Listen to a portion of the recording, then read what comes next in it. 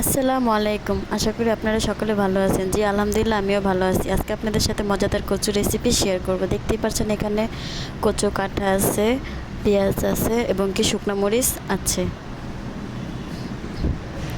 তো আজকে আপনাদের সাথে আমি এই মজাদার এই ভর্তা রেসিপিটা শেয়ার করব। তো আমার সাথে থাকুন, দেখতে থাকুন আমার ভর্তা রেসিপিটা। এখানে আমি শুকনো মরিচগুলো পানি দিয়ে ভিজিয়ে নেব। কচুগুলোকে আগে থেকে লবণ দিয়ে ভিজিয়ে রেখে এখন আমি ধুয়ে নিলাম। পাটার ভিতরে দেখতেই পাচ্ছেন অসাধারণ আমার সব উপকরণ।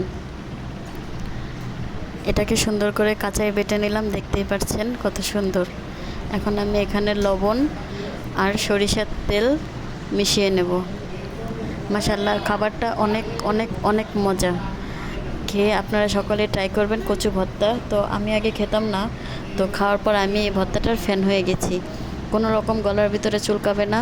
আগে থেকে লবণ দিয়ে ভিজিয়ে রাখবেন। মাশাআল্লাহ, আমার ভর্তাটা কমপ্লিট। আশা করি আপনারা সকলেই ভালো আছেন। জি আমিও আলহামদুলিল্লাহ ভালো আছি। তো কন্টিনিউ আমার ভিডিওগুলো দেখবেন, লাইক কমেন্ট শেয়ার করবেন, সবসময় আমাকে সাপোর্ট করবেন, আমার পাশে থাকবেন। আর আমার নিত্য নতুন ভিডিওগুলো পেতে আমার চ্যানেলটিকে সাবস্ক্রাইব করুন, পাশে থাকা বেল আইকনটি বাজিয়ে দিন। ধন্যবাদ।